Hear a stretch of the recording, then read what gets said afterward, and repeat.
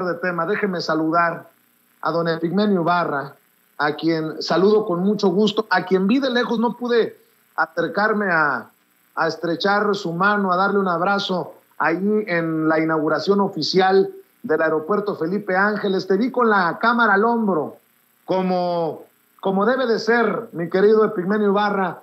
A la distancia te mando el abrazo que hubiera querido darte ahí en el aeropuerto Felipe Ángeles. ¿Cómo estás, Epigmenio? Muy bien, querido Vicente, qué gusto estar contigo aquí. Lástima que no nos vimos, andaba yo a tropezones además. Literal. Tropezones caídas. Pero bueno, gajes del oficio. Oye, Epigmenio, a ver si nos alcanza el tiempo para hablar de un par de cositas, pero primero es lo primero. Tú te has ganado el respeto de millones y el repudio de otros tantos por tu pase de lista diario. Un pase de lista que sigue exigiendo justicia, que sigue exigiendo que aparezcan los desaparecidos, los normalistas de Ayotzinapa, los 43 de Ayotzinapa. Me imagino que tienes mucho que opinar, mucho que decir sobre este tercer informe del grupo interdisciplinario de expertos independientes que apunta a una operación de Estado en tiempos de Peña Nieto para ocultarnos la verdad, para tergiversar la situación, para protegerse unos con otros. Y desde aquí hay que gritar más fuerte, hay que exigir más fuerte, que caigan los que tengan que caer de Peña Nieto para abajo, querido Epigmenio. En efecto, esto viene a confirmar lo que desde hace mucho tiempo venimos sosteniendo, que hubo dos crímenes paralelos. El crimen cometido por los desaparecedores y el crimen de Estado de Ayotzinapa. Y son dos crímenes paralelos conectados en muchos sentidos y que rozan desde la complicidad directa hasta la omisión, hasta la comisión, la omisión, y que ha quedado palmariamente demostrado con este informe. A nosotros nos parecía desde hace años, y se lo dijimos en su cara, bueno, no en su cara, nunca tuve la oportunidad de hacerlo, pero sí en las redes, sí en los artículos. A Murillo Karam, todo lo que él sostenía era inviable. Murillo Karam decía, por ejemplo, que los estudiantes fueron trasladados al basurero de Cocula en una camioneta de estas estaquitas y que en el trayecto, por asfixia, porque iban amontonados, murieron casi la mitad de los estudiantes. Esto equivaldría a decir que en el traslado a los campos de concentración en la Segunda Guerra Mundial hubieran muerto la mitad de los judíos que fueron deportados a esos campos, en condiciones mucho más terribles, de frío, de hambre, de hacinamiento. No sucedió así. Y sin embargo hubo intelectuales y líderes de opinión que comulgaron con esa rueda de molino. Luego dijeron que los habían ejecutado ahí y que los habían incinerado ahí. Tanto el equipo de arqueología forense argentino, como un científico de la UNAM, como la huella satelital, demostró que no había habido ningún incendio ahí. Después Murillo Karam y los defensores de la verdad histórica asumieron como propios un método establecido por los nazis cuando viene la invasión aliada, deciden ejecutar a decenas de miles de prisioneros judíos. Los queman y luego trituran los huesos, incluso con tractores, y todo eso lo llevan y lo arrojan al Danubio, al río Drina, no sé cuál río es. Pues Más o menos aquí es lo que dice Murillo Karam. Se ve que detrás de esto hay un lector. Dice que arrojan las cenizas al río San Juan. Quedó demostrado hace mucho tiempo que Tomás Herón estuvo en el río San Juan con el que dijo ser culpable de esparcir los restos, que fue fuera de la diligencia ministerial establecida.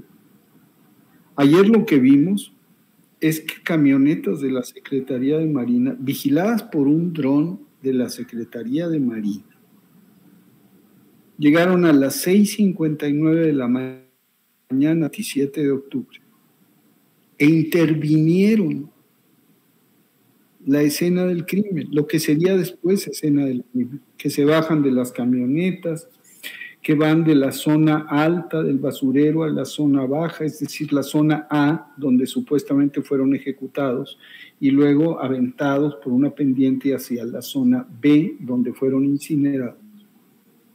Y ves cómo elementos de la Marina bajan de una camioneta, sacan 3 bultos blancos, recorren todo el lugar, bajan por la barranca, encienden fuego. A las 6:59 de la mañana. Después ves que llegan camionetas del Ejército y de la Policía Federal. Luego ves que un helicóptero, presumiblemente en ese helicóptero iba Murillo Karam, intenta aterrizar en el propio basurero y levanta, imagínate, en un basurero, y entonces fracasa el intento de aterrizaje y se va. Y luego, 5 horas después, llegan los peritos de la Procuraduría, llega el equipo de arqueología forense, llegan las madres y padres y se acordona la zona y se decreta como escena de crimen. Esa es una farsa. Acomodaron la escena. Pero antes que eso, que había una operación de seguimiento contra insurgente en la Normal de Ayotzinapa y que había infiltrados en la Normal de Ayotzinapa, agentes de inteligencia del Ejército, y que uno de ellos viajaba con los estudiantes y sabían minuto a minuto qué estaban haciendo, porque eran objeto de un seguimiento contra insurgente.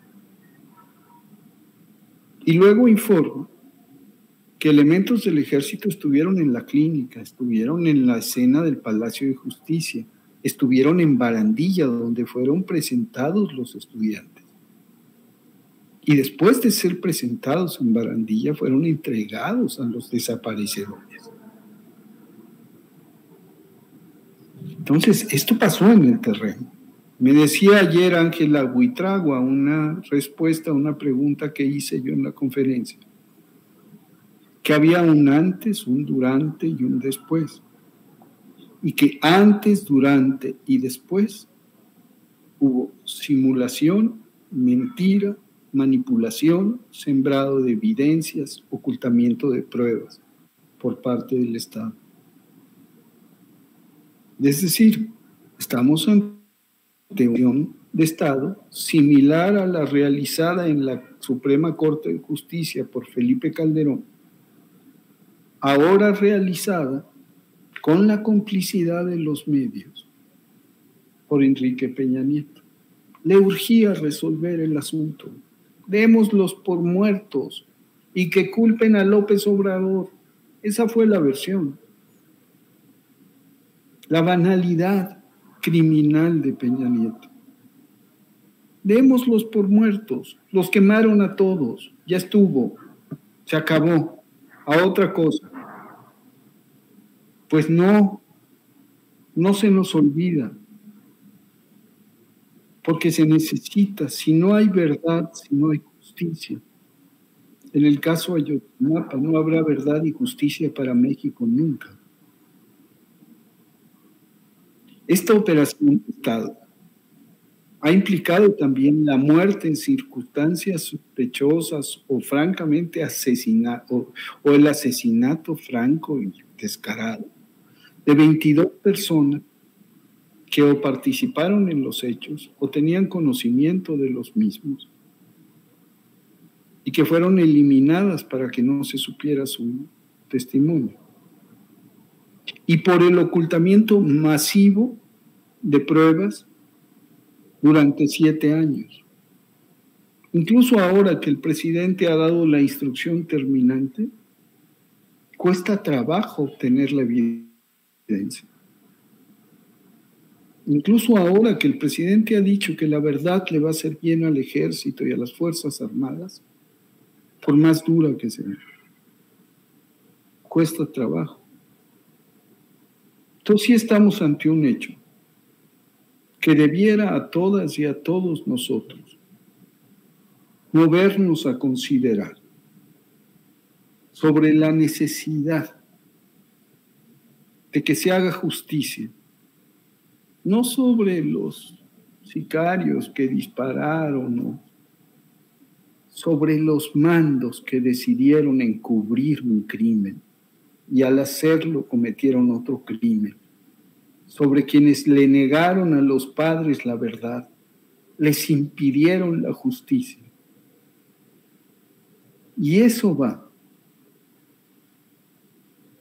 no solamente desde los mandos medios en Iguala o en la región militar, eso llega al Estado Mayor, eso llega sin duda a Los Pinos, a la Secretaría de Gobernación de Miguel Ángel Osorio Chong, al ex procurador general de la República, Murillo Caramel, de Ya me cansé, y a Enrique Peña Nieto, comandante supremo de las Fuerzas Armadas, y a su equipo cercano. Todos ellos son responsables de simulación, de mentir a la nación, de manipulación de evidencias, de sembrado de evidencias, de procesos de tortura para lograr sostener mediante confesiones fabricadas la verdad histórica, de una operación mediática gigantesca en donde a quienes sosteníamos que eso era una barbaridad, era una falsedad, se nos dijo de todo. Se nos sigue diciendo. Entonces, pues sí, mi querido Vicente, estamos ante un hecho palmariamente demostrado. Yo estaba ayer en la conferencia viendo anonadados los videos, porque resulta que era una operación clandestina filmada por un dron. Era una operación clandestina de la que quedó huella. Falta saber quién decidió la verdad histórica. Si fue el propio Peña, si fue el conjunto de asesores de Peña, si fue su Consejo de Seguridad. Pero esa decisión es una decisión criminal. Así es. Epigmenio, por favor, dime cuando tengas que salir corriendo, porque sé que has hecho un detalle importante, generoso con la audiencia de Sin Censura, pero te quiero plantear esto también.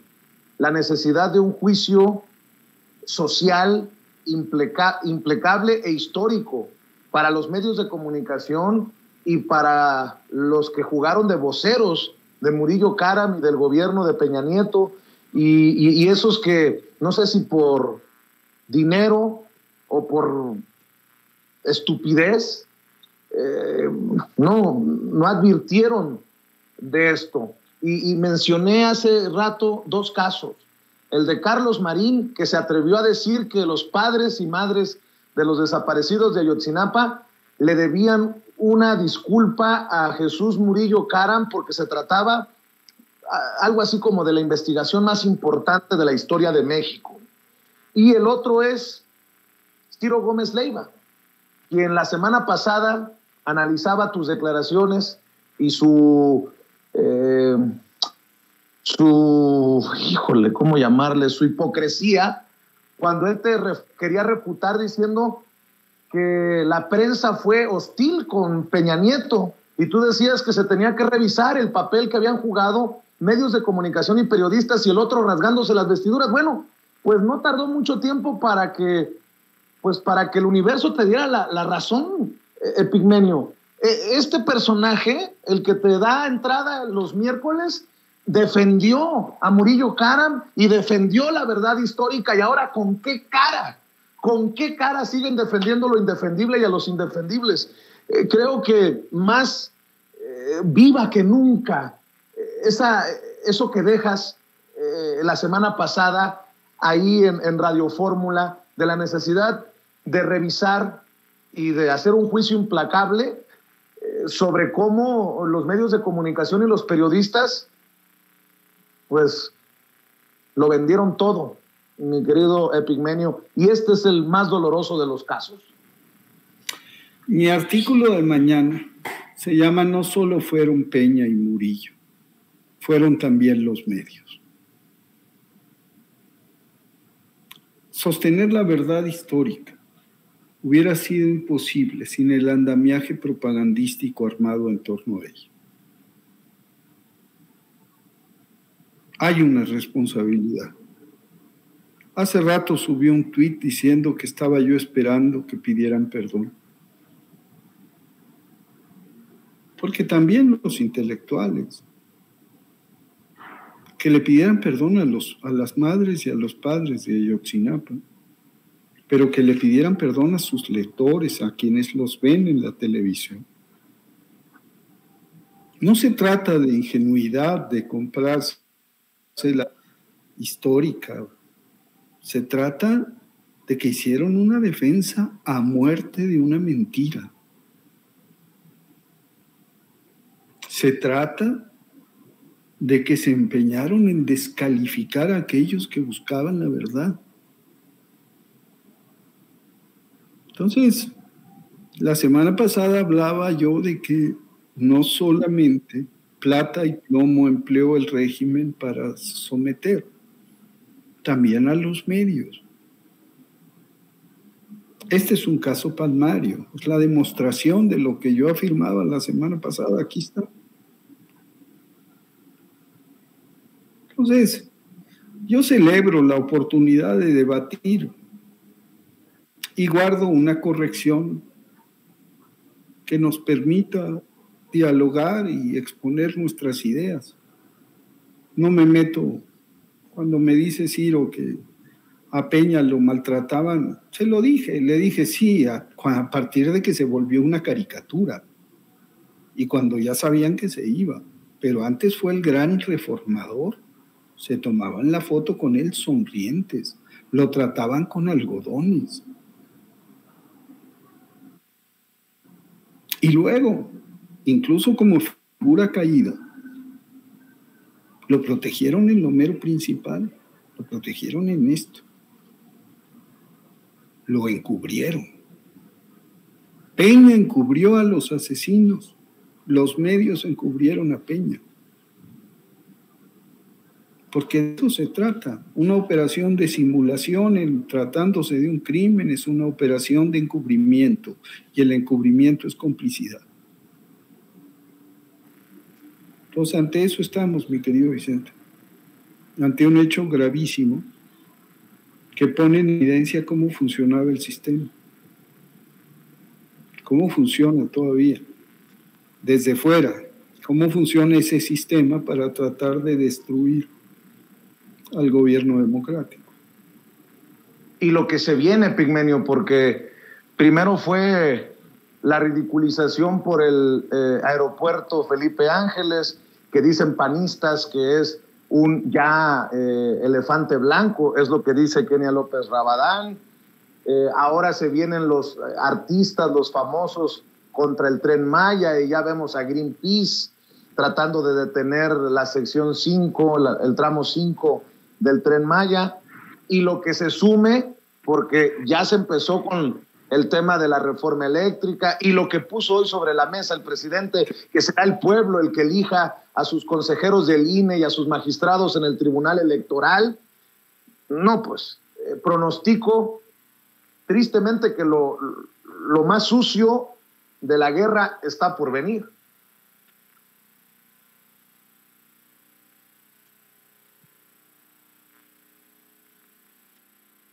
Bueno, es probable que se nos haya caído la comunicación con Epigmenio Ibarra o él haya tenido que salir corriendo a otro de sus compromisos.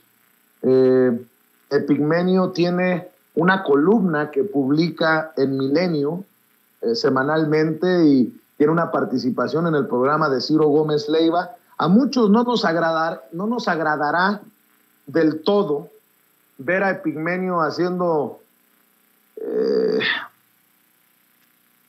su labor de defensa de lo que cree en las cuevas de lobos, pero ahí está Epigmenio Ibarra dando la batalla.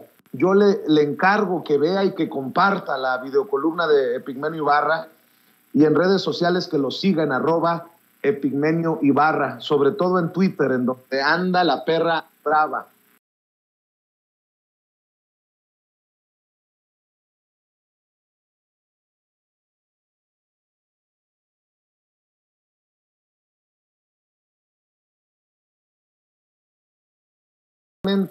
De este y otros temas, saludo a Juan Becerra Costa, periodista, conductor de Informe Capital 21, canal de la Ciudad de México. Te saludo con mucho gusto, Juan, ¿cómo te va?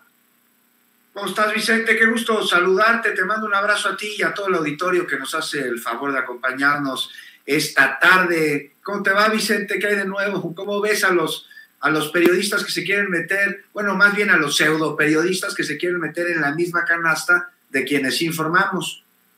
Pues haciendo de tripas corazón, mi querido Juan, recordando las defensas de Marín y de Ciro Gómez Leiva de la verdad histórica, viendo cómo con tal irresponsabilidad y falta de ética se informa de un tiroteo que no es tiroteo. Y si te equivocas, pues te disculpas, pero hay muchos a los que les vale gorro porque no respetan a sus audiencias. Y luego esto de la mañanera, no, pues ayúdame. Oye, sus jefes, ¿no, Vicente? Uno se pone a preguntar, bueno, ya se le... Porque una cosa es que se te vaya la nota, que se te caliente el dedo a la hora de tuitear, que no debería suceder, porque como tú lo haces, y lo hacemos los periodistas, pues no difundimos información que no hayamos confirmado, reconfirmado con 1, 2, 3 y las fuentes que se requieran hasta que sea refutable.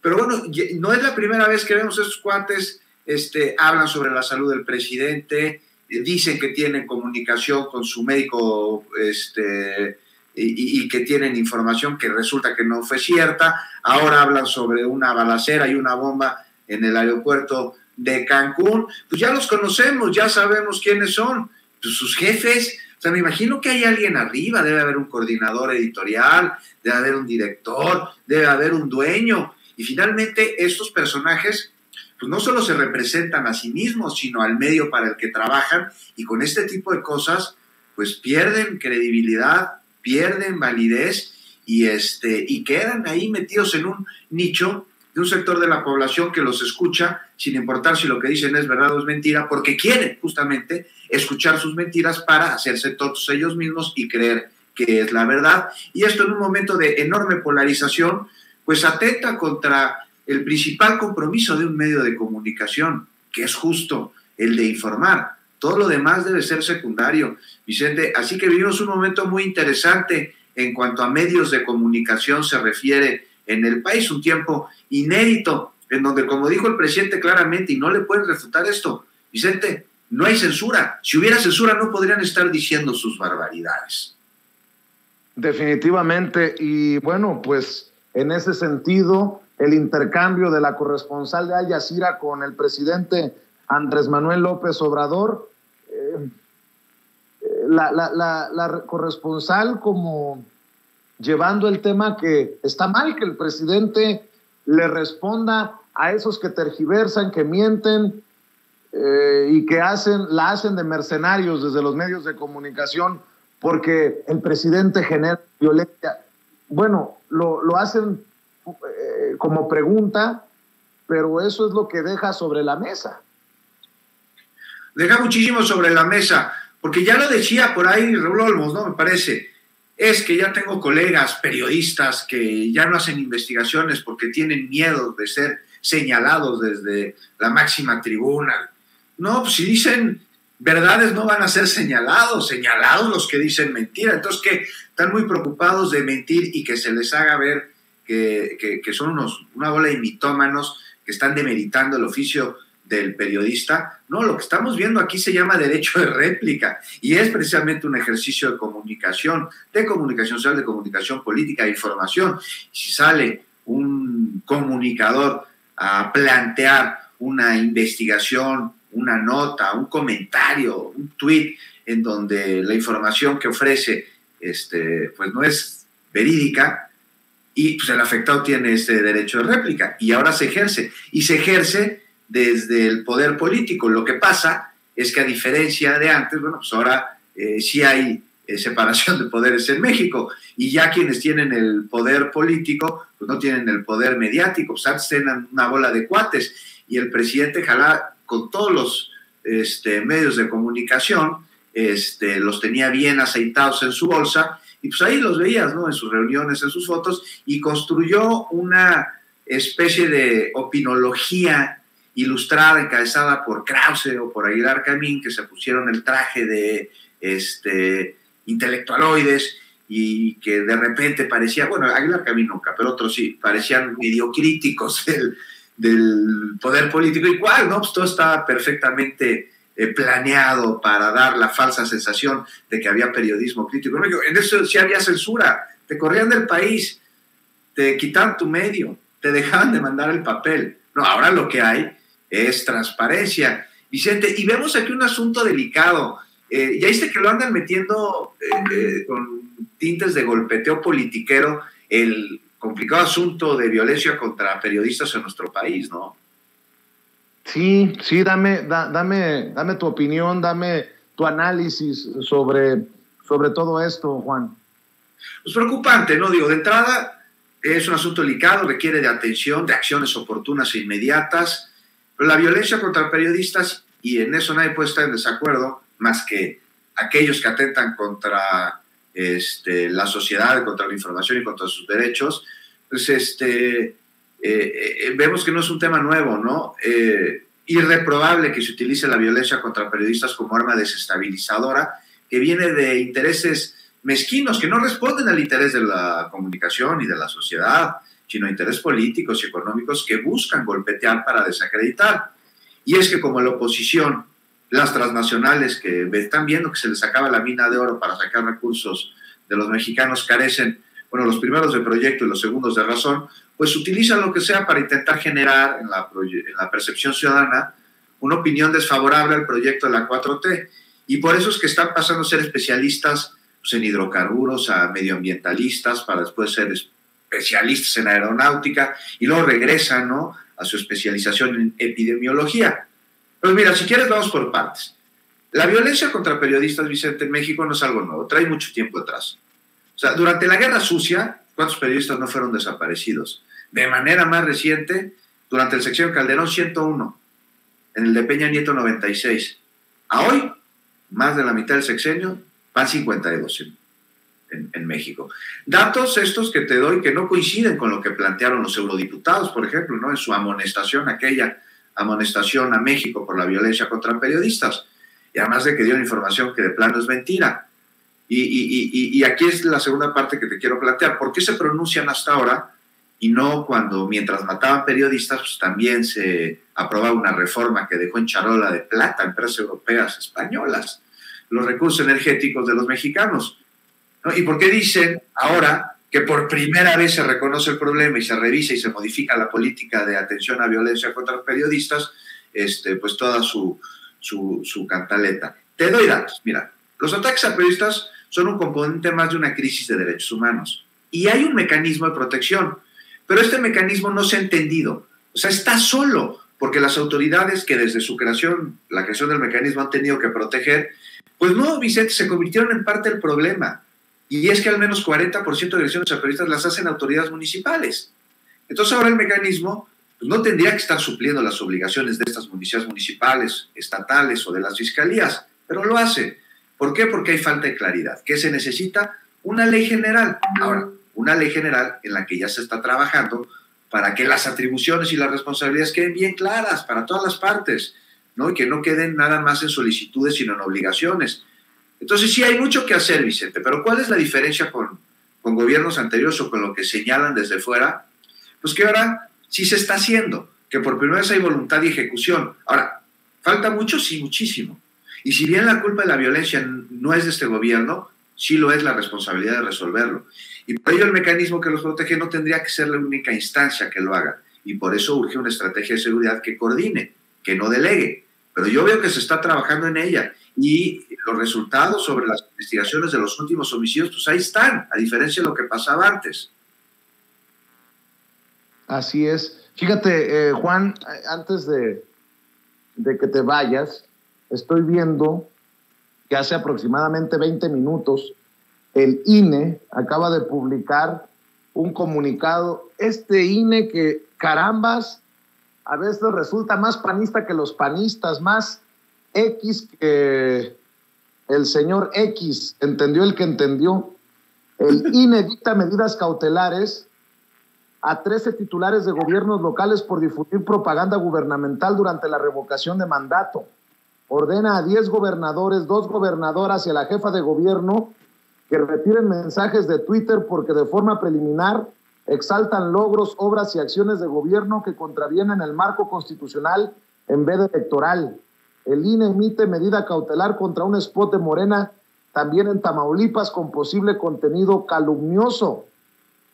La Comisión de Quejas y Denuncias del Instituto Nacional Electoral, en donde está Ciro Murayama, ordena procedente la medida cautelar solicitada por Movimiento Ciudadano en contra de la jefa de gobierno de la Ciudad de México y de titulares de poderes ejecutivos de los estados de Baja California Sur, Campeche, Chiapas, Colima, Guerrero, Michoacán, Morelos, Nayarit, Puebla, San Luis Potosí, Sinaloa, Sonora, Tabasco, Tlaxcala, Veracruz y Zacatecas por diversas publicaciones en sus cuentas de Twitter alusivas a propaganda gubernamental y promoción personalizada durante el proceso de revocación de mandato, periodo prohibido para hacerlo. Se consideró procedente conceder las medidas solicitadas por 48 publicaciones en esta red social, de las cuales 10 son de la jefa de gobierno, 3 de la gobernadora de Baja California, 2 del gobernador de Baja California Sur, 7 de Chiapas, 1 de Guerrero, 1 de Morelos, 1 de Nayarit, 11 de San Luis Potosí, 4 de Sinaloa, 4 de Sonora, 1 de Tabasco, 2 de Veracruz y 1 de Zacatecas, ya que de su análisis se desprende que realzan y exaltan logros y acciones de gobierno que no están permitidos dentro de las excepciones que establecen en el marco normativo y constitucional.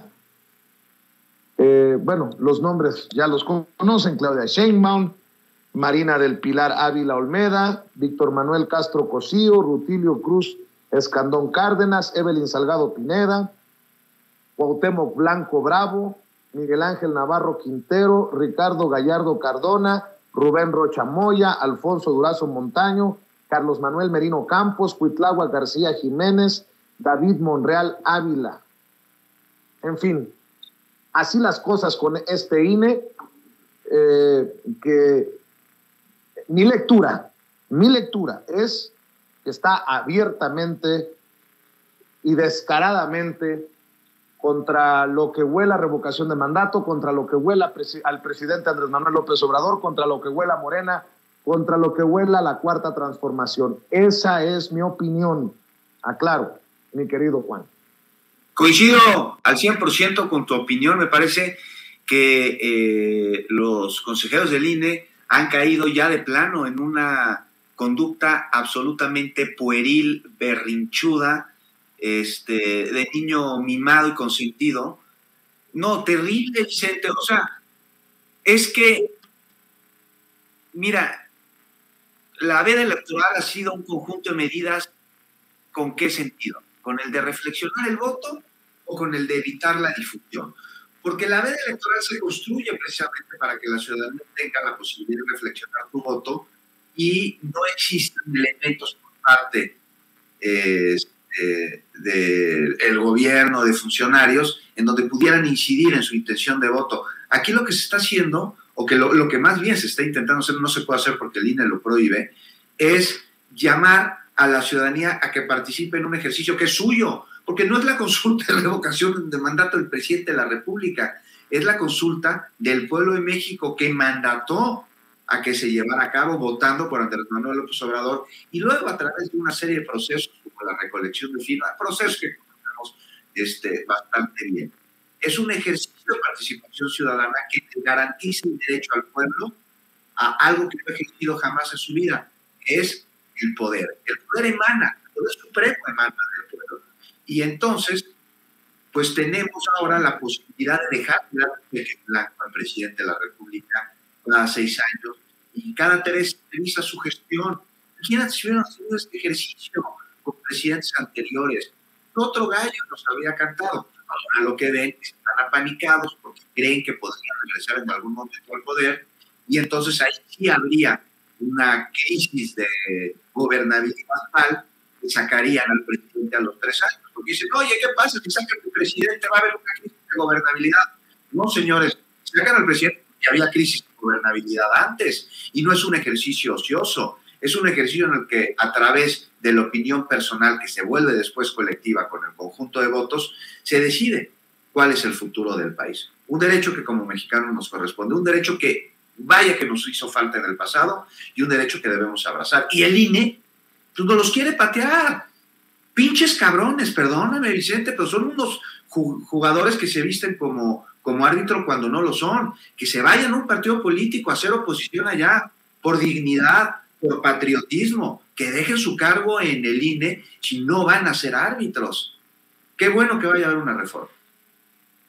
Así es, pues mi querido Juan, por tu sinceridad, por tu generosidad, por tu convicción de siempre hablar con la verdad, te agradecemos aquí en Sin Censura, e invitamos a la gente, a las miles de personas, por ahí de 15,000 personas que siguen conectadas en este momento en nuestra transmisión en vivo y en directo, para que también sigan la transmisión del informativo en Capital 21, que te sigan en redes sociales, que te lean en la jornada, querido Juan.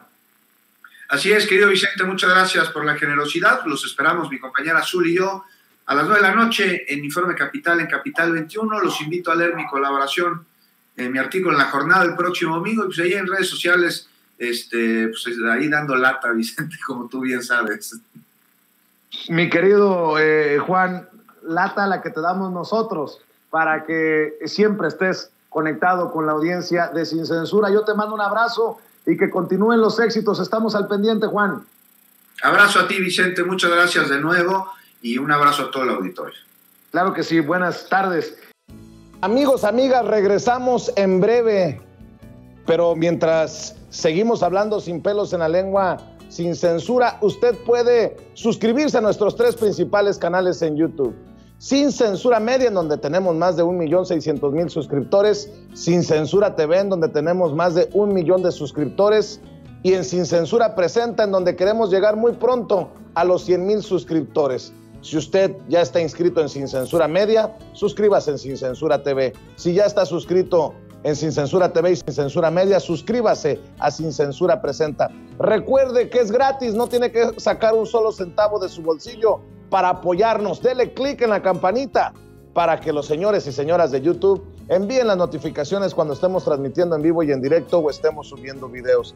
También nos puede seguir en Twitter en @_Vicente Serrano, y hasta en Instagram. Ojo, también estamos en Instagram. Son nuestras redes sociales, y con el apoyo de ustedes seguimos creciendo, porque con ustedes todo, sin ustedes nada.